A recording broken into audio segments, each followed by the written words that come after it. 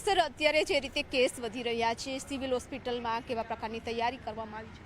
અત્યારે છેલ્લા અઠવાડિયાથી આપણે જોઈ રહ્યા છે કે કેસીસમાં વધારો થયો છે, પણ સારી બાબત એવું કહીશ કે કેસીસ જે વધી રહ્યા છે એ બધા જ દરેક વ્યક્તિ હોમ આઇસોલેશનમાં સારવાર લઈ રહ્યા છે, એટલે કે દાખલ થવું પડી નથી રહ્યું. એટલે એમ જોઈએ તો ગભરાવાની કે પેનિક થવાની જરૂર નથી, પરંતુ હા, કેસીસ ડિટેક્ટ થયા છે એટલે આપણે સૌએ સાવધાન રહેવાની જરૂર છે.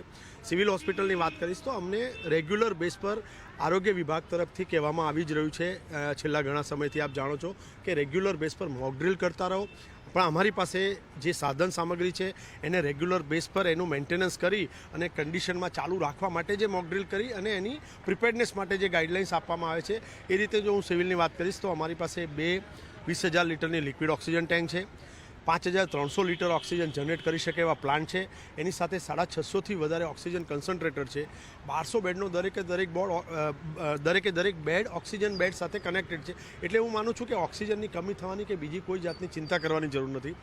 જે દવાઓની જરૂર છે એ પૂરતી માત્રામાં સિવિલ હોસ્પિટલના મેડિકલ સ્ટોરમાં ઉપલબ્ધ છે.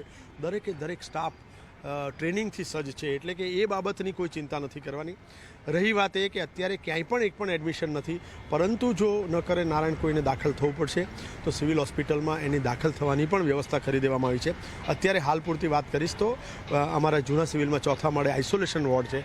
કોઈપણ દર્દી આવશે તો ત્યાં દાખલ કરશું, અને જો કેસીસ એડમિશન વધશે તો ડેફિનેટલી 1200 બેડના 5મા માળમાં પણ અમે બેડ ચાલુ કરી અને એમને સારવાર આપી શકશું. દરેક વ્યક્તિને દરેક ડિપાર્ટમેન્ટ અને સ્ટાફને સૂચના આપી દેવામાં આવી છે કે 24/7 આપણે રેડી રહેવાનું છે. જરૂર પડશે ઇમિડિયેટલી આપણે એક્શન મોડમાં આવશું. પરંતુ લોકોને એક જ રિક્વેસ્ટ છે કે આ સમયમાં ગભરાશો નહીં, મહેરબાની કરી અને પેનિક ન થાઓ, પણ ડેફિનેટલી સતર્કતા રાખો.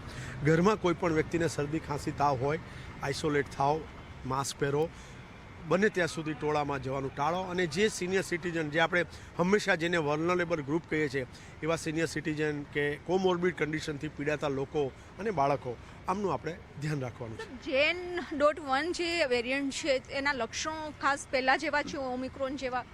એ એવું કહે છે કે ઓમિક્રોનના લિનિયજમાં જ આનું એક મ્યુટેશન છે. અને પોઝિટિવ એ બી કહીશું કે અત્યારે બધા હોમ આઇસોલેશનમાં છે. શરદી ખાંસી તાવ સાથે જ લોકો દાખલ થતા, મીન્સ કે ડિટેક્ટ થતા હોય છે. એટલે હું માનું છું ત્યાં સુધી એનો જ એક પ્રકાર છે. માઇલ્ડ હોય એવું લાગે છે, પરંતુ અત્યારે કહેવું ખૂબ વહેલું છે. આવનારા 10-15 દિવસ આપણને કદાચ એના ટ્રેન્ડ વિશે જણાવી શકશે.